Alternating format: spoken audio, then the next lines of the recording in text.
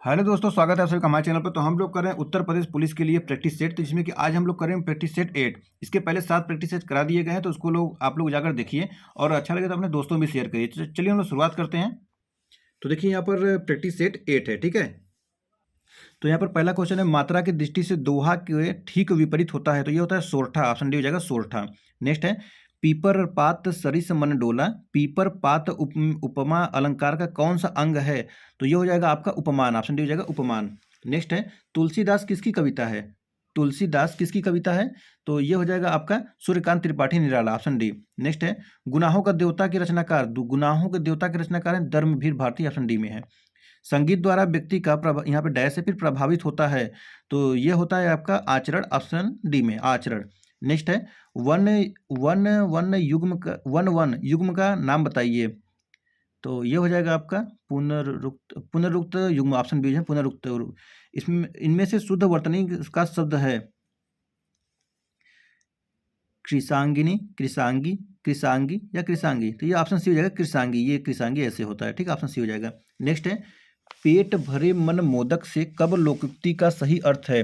पेट भरे मन मोदक से कब? तो ये है आपका, ये हो जाएगा पुरुषार्थ से किसी काम की सफलता न मिलना, सच्चाई व ईमानदारी से किसी काम में सफलता मिलना, केवल भगवान के नाम लेने से किसी काम में सफलता न मिलना, या केवल सोचते रहने से किसी काम में सफलता न मिलना। ऑप्शन डी हो जाएगा केवल सोचते रहने से किसी काम में सफलता न मिलना। ऑप्शन डी हो जाएगा।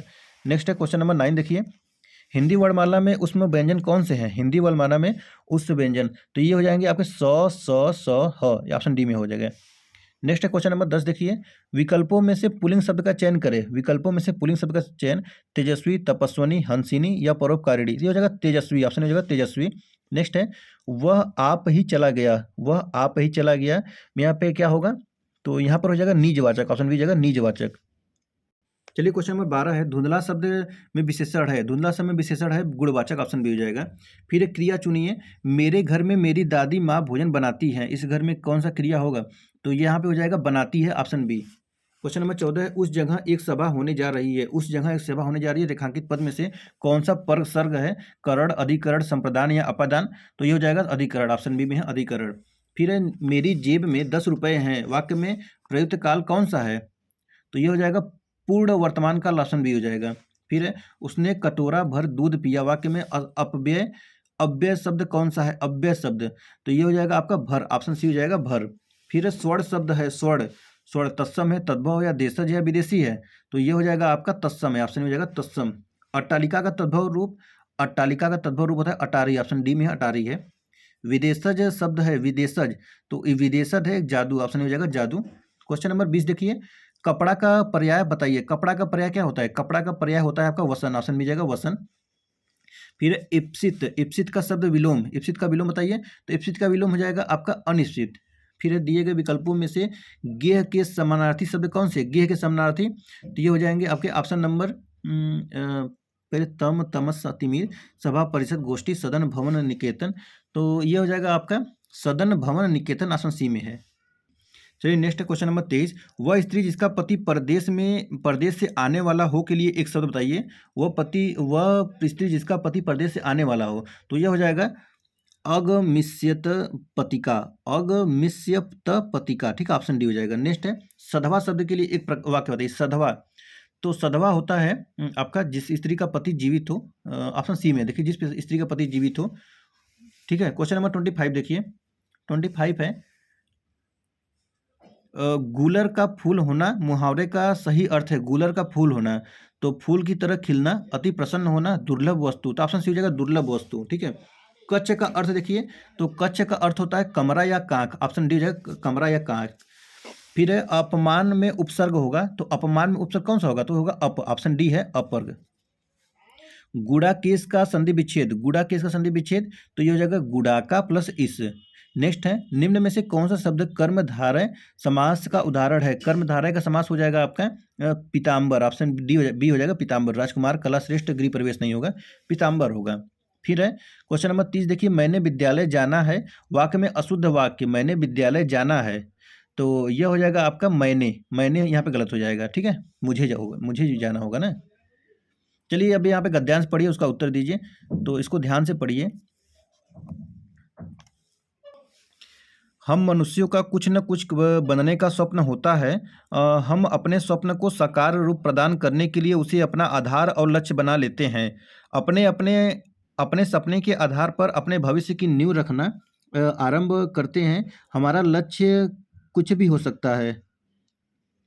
हम चिकित्सक, इंजीनियर, राजनेता, अभिनेता, सरकारी कर्मचारी, अध्यापक कुछ भी बनने की सोच सकते हैं। हमारी शिक्षा का स्तर भी लक्ष्य के आधार पर बढ़ने लगता है। शिक्षा एक ऐसा माध्यम है जो लक्ष्य तक पहुंचने का मार्ग है। शिक्षा ही लक्ष्य तक पहुंचाकर सपने को साकार करती है। यह मनुष्य के जीवन में बहुमूल्य रत्न के समान है जो किसी के द्वारा चुराया या मिटाया नहीं जा सकता है। यक्ष द्वारा पूछे गए प्रश्न के विदेश में मनुष्य का साथी कौन होता है? युधिष्ठिर द्वारा इसका उत्तर दिया गया विद्या। महाभारत में युधिष्ठिर और यक्ष के इस संवाद से स्पष्ट होता है कि शिक्षा प्राचीन काल से मनुष्य के जीवन में महत्वपूर्ण रही है। तो चलिए गद्दार के बाद यहाँ पे क्वेश्चन आता है। क्वेश्चन है कि अपनी बात का प्रामाणिकता को सिद्ध करने के लिए लेखक का क्या उदाहरण प्रस्तुत करता है? तो यह महाभारत और यक्ष की दृष्टि का संवाद करता है, ऑप्शन बी हो जाएगा। फिर है, विदेश में कौन मनुष्य का साथी होता है? विदेश में, तो विदेश में उसका क्या साथी होगा? विद्या साथी होगा। विद्या की बात तो किया गया है ना, तो ऑप्शन इसी हो जाएगा विद्या। फिर है, प्रस्तुत गद्यांश का उपयोग शीर्षक स्वप्न का महत्व, श्रम का महत्व, शिक्षा का महत्व, इसमें शिक्षा पे ज़्यादा जोर दिया गया तो शिक्षा का महत्व हो जाएगा। फिर है, दिए गए विकल्पों में से गति का विरुद्धार्थी शब्द कौन सा है? विरुद्धार्थी शब्द कौन सा हो जाएगा गति का? तो यह हो जाएगा आपका मंद, ऑप्शन सी हो जाएगा मंद। फिर है क्वेश्चन नंबर 35 देखिए, विचित्र के 3 समानार्थी शब्द दिए गए हैं, एक शब्द समानार्थी नहीं है, उस शब्द का चयन करें जो समानार्थी नहीं है। विलक्षण, अनूठा, रहस्यमय, भिन्न, तो ये हो जाएगा रहस्यमय, ऑप्शन सी रहस्यमय। दिए गए वाक्य का वह भाग ज्ञात करें जिसमें कोई त्रुटि है, यदि कोई त्रुटि नहीं है तो कोई त्रुटि नहीं है चुने। गांधी जी सत्य अहिंसा में विश्वास करते थे, या कोई त्रुटि नहीं। तो इसमें देखिए ये सत्य या अहिंसा में, तो यहाँ पे गलत हो जाएगा, तो ये हो जाएगा ऑप्शन, इसको डी लगा लीजिए, ठीक है 2। सही वर्तनी वाले शब्द का चयन करें। सही वर्तनी वाले शब्द इसमें चयन करना है, विभीषिका, विभीषिका, विभीषिका या विभीषिका। देखिए ये विभीषिका सही लिखा है ऑप्शन ए में, विभीषिका, ठीक है। देखिए 37 क्वेश्चन आते हैं हिंदी के, उसके बाद आएंगे सामान्य ज्ञान के। सामान्य ज्ञान के क्वेश्चन शुरू होंगे 38 से। तो देखिए यहाँ पर सामान्य ज्ञान क्वेश्चन, अगस्त 2023 में 15वां विश्व शिखर सम्मेलन कहाँ आयोजित हुआ था? कहाँ आयोजित हुआ था? 15वां विश्व शिखर पूछ रहा है, ठीक है। तो यह हो जाएगा आपका जोहान्सबर्ग, ऑप्शन सी हो जाएगा जोहान्सबर्ग। फिर है क्वेश्चन नंबर 39 है, जनगणना 2011 के अनुसार उत्तर प्रदेश की जनसंख्या का घनत्व कितना है? जनसंख्या घनत्व उत्तर प्रदेश का पूछा हुआ है, तो यह हो जाएगा आपका 829, ठीक है, ऑप्शन सी हो जाएगा 829। नेक्स्ट है, निम्नलिखित स्थानों में से कहाँ पर भागीरथी एवं अलकनंदा नदियाँ मिलती हैं? तो यह मिलती हैं आपका देवप्रयाग में, ऑप्शन हो जाएगा देवप्रयाग। उसके बाद देखिए यहाँ पर आता है क्वेश्चन नंबर 41, वर्ष 2023 में अंतर्राष्ट्रीय ओलंपिक समिति का 141वां बैठक आयोजन भारत में कहाँ किया गया? भारत के अंदर पूछ रहा है कहाँ किया गया है, तो यह है मुंबई में किया गया था। फिर उत्तर प्रदेश की प्रमुख वाणिज्यिक फसल कौन सी है? वाणिज्यिक फसल, तो वाणिज्यिक फसल हो जाएगा आपका गन्ना, ऑप्शन भी जाएगा गन्ना। उत्तर प्रदेश में केंद्रीय आलू संस्थान परिषद किस जिले में स्थित है? तो यह है आपका मेरठ में, ऑप्शन भी जाएगा मेरठ, ठीक है। उसके बाद क्वेश्चन नंबर 44 है, किस राजवंश के दौरान महाबलीपुरम मंदिर का निर्माण किया गया था? तो यह है पल्लव राजवंश, ऑप्शन बी हो जाएगा पल्लव राजवंश। फिर है, जून 2023 में भारतीय सेना द्वारा कहाँ अभ्यास अग्नेय शास्त्र का आयोजन किया गया? तो यह किया गया था आपका पूर्वी लद्दाख में, ऑप्शन बी जाएगा पूर्वी लद्दाख। फिर है, मोटर गाड़ियों से साइड की वस्तुओं को देखने के लिए प्रयुक्त दर्पण होता है, क्या होता है वो दर्पण? तो वह होता है आपका उत्तल दर्पण, ऑप्शन हो जाएगा उत्तल दर्पण। हमारे शरीर में कुल पोषक तत्वों तथा खनिजों का 90% शरीर के किस भाग में सर्वाधिक रूप से सूख लिया जाता है? गुर्दा, बड़ी आंत, पेट या छोटी आंत? तो ये हो जाएगा आपका छोटी आंत, ऑप्शन डी हो जाएगा छोटी आंत। नेक्स्ट है, नवंबर 2023 में 11वें अंतर्राष्ट्रीय पर्यटन मार्ट 2023 कहाँ आयोजित हुआ था? नई दिल्ली, जयपुर, गुवाहाटी या शिलोंग? तो यह हुआ था शिलोंग में, ऑप्शन डी हो जाएगा शिलोंग। भारतीय संविधान कैसा है? कठोर, लचीला, नहीं कठोर, नहीं लचीला? तो यह हो जाएगा नहीं कठोर है, नहीं लचीला, ऑप्शन सी हो जाएगा नहीं कठोर, नहीं लचीला। नहीं, गलत हो गया, ये ऑप्शन डी होगा, ठीक है, अंशतः कठोर और अंशतः लचीला होगा। अंश थोड़ा कठोर है, थोड़ा लचीला भी है। क्वेश्चन नंबर 50 देखिए, प्रसिद्ध बांके बिहारी मंदिर उत्तर प्रदेश के किस शहर में स्थित है? वृंदावन में नहीं बोलते हैं, बोलो बांके बिहारी लाल की, ऐसे बोलते हैं ना, वृंदावन में, ठीक है। क्वेश्चन नंबर 51, अंतर्राष्ट्रीय मातृभाषा दिवस कब मनाया जाता है? अंतर्राष्ट्रीय मातृभाषा दिवस मनाया जाता है 21 फरवरी को। विटामिन बी3 की कमी से निम्नलिखित में से कौन सा रोग होता है? रिकेट, वेरी वेरी, रत्नदि या पेलाग्रा। तो ये होता है आपका पेलाग्रा, ऑप्शन डी हो जाएगा। क्वेश्चन नंबर 53 देखिए। 53 में है, उत्तर प्रदेश में जवाहर तारामंडल प्लेनेटोरियम अवस्थित है, प्लेनेटोरियम अवस्थित है। तो यह हो जाएगा प्रयागराज में, ऑप्शन डी हो जाएगा प्रयागराज में। फिर है, एक ग्रंथि जिसमें अंतःस्रावी और बहिर्स्रावी दोनों कार्य होते हैं। तो यह होता है आपका अग्नाशय, ऑप्शन सी हो जाएगा अग्नाशय। फिर है, प्रसिद्ध विरूपाक्ष मंदिर कहाँ अवस्थित है? विरूपाक्ष मंदिर, तो ये हो जाएगा आपका हम्पी, ऑप्शन सी हो जाएगा हम्पी। फिर नेक्स्ट है, कृषि को समुन्नत करने के लिए नहर खुदवाने के संदर्भ में 14वीं शताब्दी का निम्नलिखित में से पहला शासक होने का श्रेय किसे दिया जाता है? तो यह दिया जाता है आपका गयासुद्दीन तुगलक, ऑप्शन सी हो जाएगा गयासुद्दीन तुगलक। फिर नेक्स्ट है, दिसंबर 2023 में के बिरला फाउंडेशन द्वारा 33वां व्यास सम्मान 2023 किसे प्रदान करने की घोषणा की गई है? तो यह किया गया है पुष्पा भारती को, ऑप्शन ए में है पुष्पा भारती। फिर है क्वेश्चन नंबर 58, निम्न में से कौन सही सुमेलित, इसमें सही सुमेलित नहीं है? देखिए कई कौन सा सही सुमेलित इसमें नहीं है। तो जालौन, उरोई, भदोही, ज्ञानपुर और कुशीनगर, कौशाम्बी, अम्बेडकर नगर, अकबरपुर। तो इसमें ऑप्शन सी में कुशीनगर कौशाम्बी जो है ये गलत लिखा हुआ है, ठीक है, तो ऑप्शन सी हो जाएगा। नेक्स्ट है, भारत को प्रथम नोबेल पुरस्कार इस विषय के लिए दिया गया था? साहित्य, औषधि विज्ञान, रसायन विज्ञान या भौतिकी? तो यह दिया गया था आपका साहित्य के लिए, ऑप्शन ए हो जाएगा। फिर है, राज्यसभा के सदस्य का निर्वाचन कितनी अवधि के लिए होता है? राज्यसभा का निर्वाचन, तो यह होता है आपका 6 वर्ष के लिए, ठीक है, 5 वर्ष नहीं 6 वर्ष के लिए होता है। और उसमें 2 साल में 1/3 लोगों को हटा दिया जाता है। फिर है, मनी बिल की परिभाषा भारतीय संविधान के किस अनुच्छेद में दी गई? मनी बिल, तो देखिए 110 में रखा गया, ऑप्शन डी 110 हो जाएगा। फिर नोएडा उत्तर प्रदेश के किस जिले में अवस्थित है? नोएडा उत्तर प्रदेश के हापुड़, मेरठ, गाजियाबाद या गौतम बुद्ध नगर? तो यह हो जाएगा आपका गौतम बुद्ध नगर, ऑप्शन डी। फिर है, झूम किसे कहते हैं? झूम, देखिए झूम किसी भी होती है, तो यह होता है आपका खेती की पद्धति, ऑप्शन सी हो जाएगा। फिर है क्वेश्चन नंबर 64 देखिए, प्रतिवर्ष प्रसिद्ध सूफी संत हाजी वारिस अली शाह की मजार पर मेला लगता है, तो यह लगता है आपका देवा शरीफ, बाराबंकी, ऑप्शन सी में।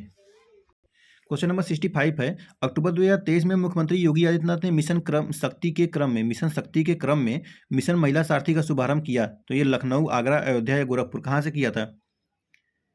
तो यह किया था आपका अयोध्या से, ऑप्शन सी हो जाएगा अयोध्या।